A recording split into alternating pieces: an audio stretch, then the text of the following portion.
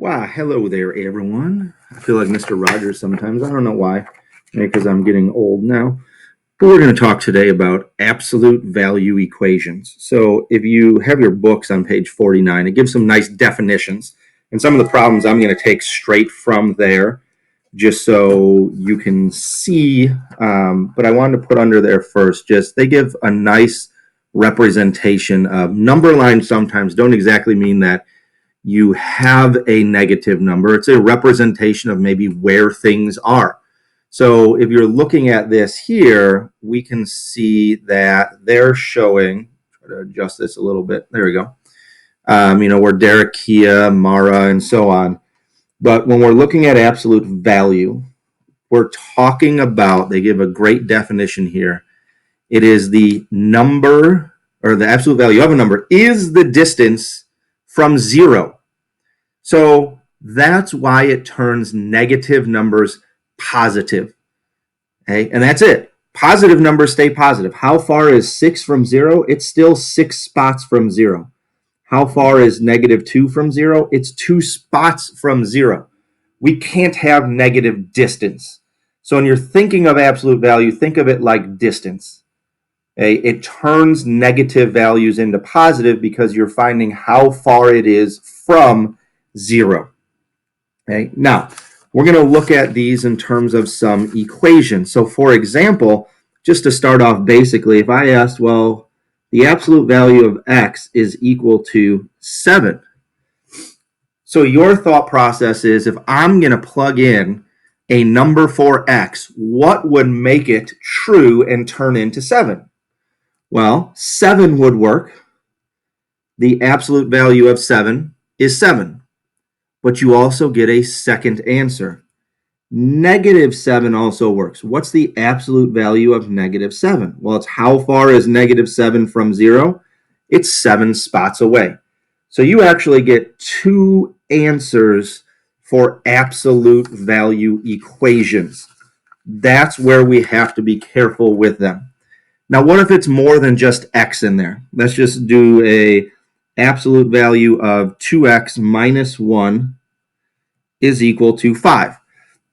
Well, I'll make that line a little bit bigger. You don't want to go through here and try to figure out what numbers to plug in and try a plug and chug method. So there's a way we could do this by solving it. And we're just going to split this into 2 equations. Equations? That'd be something new. 2x minus 1 equals 5 is one equation. So we write this number first as it is. It's positive. So we just rewrite it 2x minus 1 equals 5. Then we're going to rewrite the absolute value part is exactly the same. But we're going to make this equal to negative 1. So 2x minus 1 equals negative 1. Whoa. I see my mistake there. Sorry. I'm looking at the minus 1 I wrote. Equals negative 5. My apologies. So what I'm saying here is I take the 5 and one time I write it positive, one time I write it negative. Why? It's the same idea up here. One time I write it positive, one time negative. That's just a very straightforward one. Here now we just have solving. So what do? I solve them. I just have 2 separate equations to solve. So here I add 1 to both sides and I get 2x equals 6. Divide by 2. X is 3. What's that mean? One of the answers that works is 3. If you plug 3 in, that would work. I do it again here, except now I have a negative 5. So 2x equals negative 5 plus 1 is negative 4. We divide by 2, so x is equal to negative 2. Those are my 2 answers. Both of them are part of your answer. You could circle both. You could write x equals 3 comma negative 2. You could put an or in there, but you're going to get 2 answers. That's the key. Okay, and it's this part, the sign, the number that is not in the absolute value. That's what you're going to change. That's the part that gets adjusted.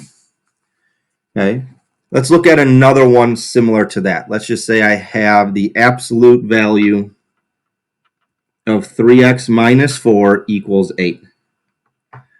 Okay, so this part under absolute value, And some people like to do this right away. You write that twice as is. Don't change anything. So I just write 3x minus 4 and 3x minus 4 as is.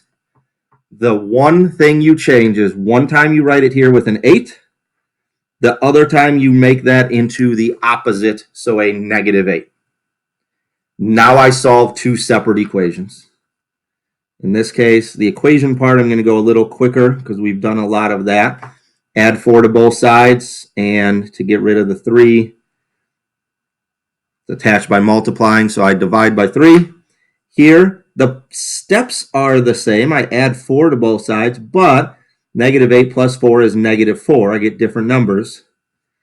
I divide by 3, and I get negative 4/3. That's okay.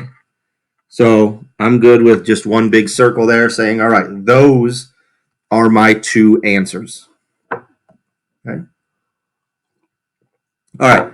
There are a couple other types, not really types, but just things we have to do to be careful. For example, let's say I have 3 times the absolute value of x minus 1 equals 12. So what's different here is I have a 3 on the outside of the parentheses. I don't want to split it into two numbers, one positive, one negative, or two equations until I get rid of this 3. So 3 is attached to this absolute value by multiplying. I divide by 3. Do not distribute into absolute value.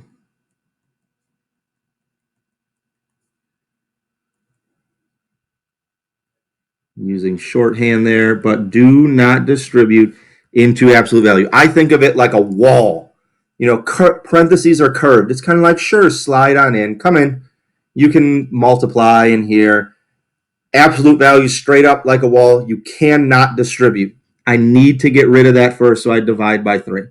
Now, I can split this into two equations. I write x minus 1 2 times.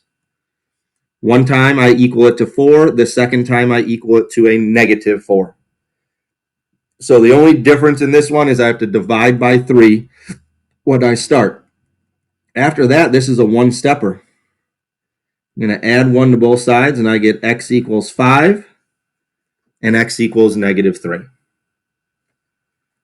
Okay, that's it. One more at least, we'll see. So I have 3 times the absolute value of x plus 6 minus 7 equals 20. So this one adds a subtraction part into it, and there's still a 3 in front. Again, I do not distribute. To start off, it's almost like you're solving the equation to get the absolute value alone first. It's like if I had the equation, I'm going to change it just to y. 3y minus 7 equals 20. Get y by itself first. Here we're saying get this whole thing by itself first. So if I was going to do that, I'd add 7 to start off. So I'd have 3 times the absolute value of x plus 6 equals 27. I want to get this whole thing, the absolute value by itself, so I divide by 3. So the absolute value of x plus 6 is equal to 9. That's the point now where we could split it into two separate equations. So I wrote x plus 6 equals x plus 6 equals. One time it's 9, one time it's negative 9.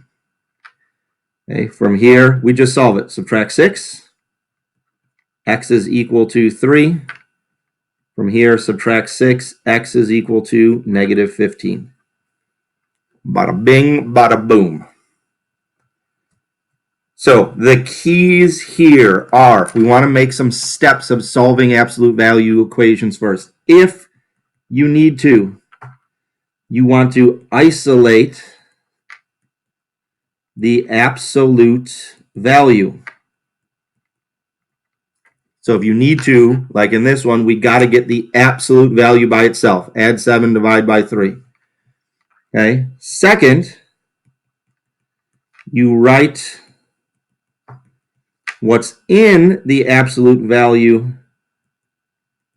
twice, and it's equal. And then third, one constant as is, one constant opposite sign, and then solve for your variable.